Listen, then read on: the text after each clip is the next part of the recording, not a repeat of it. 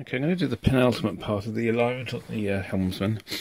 I'm going to do this by hand because I've left my other camera at home, so this might be a bit shaky. Shortwave 1, switch to 12 megahertz, and adjust L12 for maximum output, so that will be the local oscillator. And L12 is, which one is L12?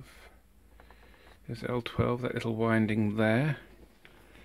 So on 12 megahertz, see the scale set signal to 12. So you can see L12 down here.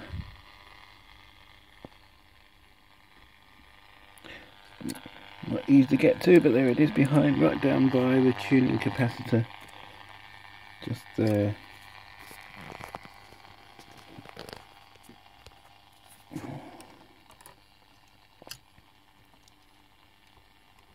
So it's in there for a twiddle.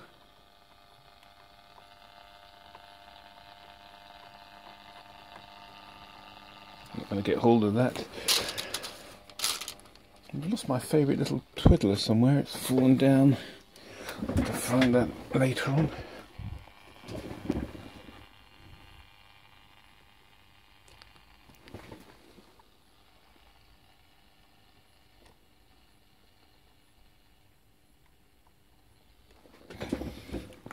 Really difficult to get to because it's right by the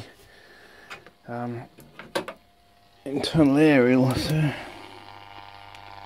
you see, it's just down there. You see it just behind that, in front of that red capacitor.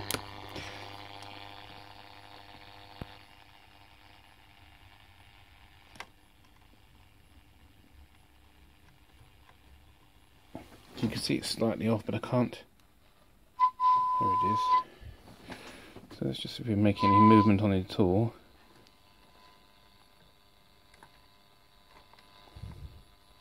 Just not getting to it, so I need a better tool.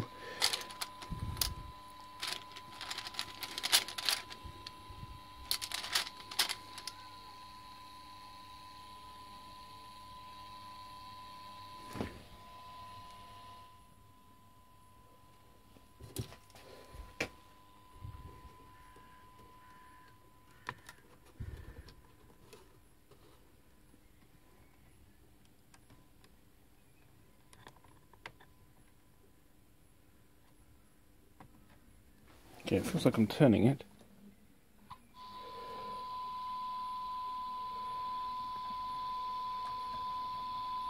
Not moving the scale about that much, so let's just check that. Switch to shortwave 1.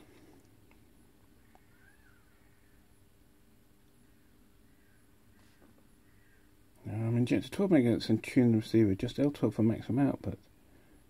Pull through bottom of coil. We are on L12, aren't we?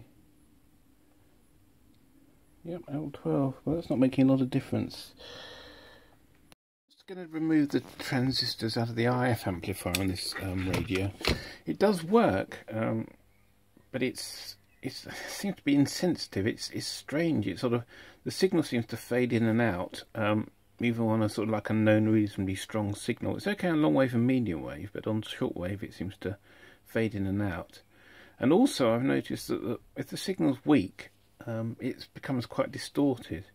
Now I don't know if that sounds to me like a biasing issue on one of the transistors. So I'm just going to have a look at these, take these two AF115s out. Now I don't know if they're any good. And on the manual they actually suggest you're supposed to use AF117s, and they don't look like they've been changed. I don't know if you can see down in the corner there. The light's not easy to see, but there's a little transistor down there where that screwdriver is, and that's an looks like an AF127. So that transistor's been replaced at some point. So that's obviously this radio's obviously had problems with its our IF amplifier before. So I'm going to take these two transistors out. We're going to check them for shorts, and if they're shorted we're going to try and clear the shorts and then see if we get any improvement in performance. There's not a lot to this radio actually, it's pretty straightforward. But I'm going to change any of these decoupling caps, that blue cap down there and this capacitor here, because that can aid. There's another one there you see between the IF cans, and that can aid performance. That blue one there in between the middle, I wouldn't be surprised if this is the one that hangs off the AFC circuit, or automatic gain control circuit. So we'll get that one swapped out as well, and hopefully get a bit of improvement. So I'll get the transistors out and we'll have a look at those. Okay, I've removed this C21. This is the decoupling capacitor of the IF stage. It's quite an important capacitor because it stops the IF amplifier so oscillating and doing strange things. Now, this is supposed to be 350 at 12 volts. And this is the capacitor just taken out, which is indeed 350 at 12 volts. It's one of those dilly-dally things, rubbish capacitor. And you can see it's measuring 156 and dissipation factor is 1.5, so it's had it. It's an absolutely open circuit, more or less. So that cap's going to get replaced. And then I'll replace, probably find actually that Philips one down there is absolutely fine. There's a little tone control capacitor on the back of the volume pot there. That's possibly okay as well. And there's a little one in there that I showed you earlier on, just in here. That will replace that one as well. If I can get the camera to focus. Seems to probably a bit too close. There we go. Get that one replaced as well, and power it up, see what it's like.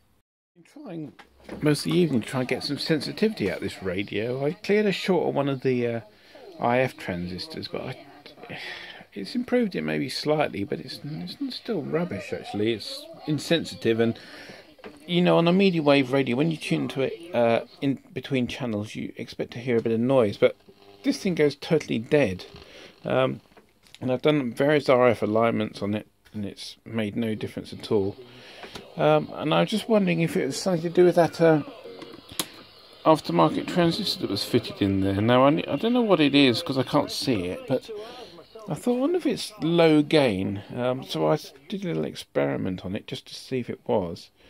Transistors usually increase their gain as they warm up. This is the problem they tend to have with, and causes problems like thermal runaway. The hotter the transistor gets, the more gain it has.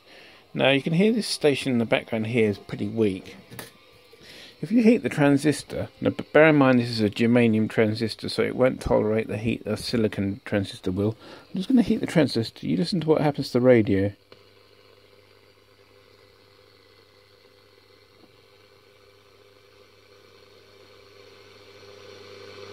Yeah, massive.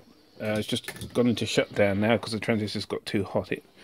But there was a big increase in RF sensitivity, or IF sensitivity if you like.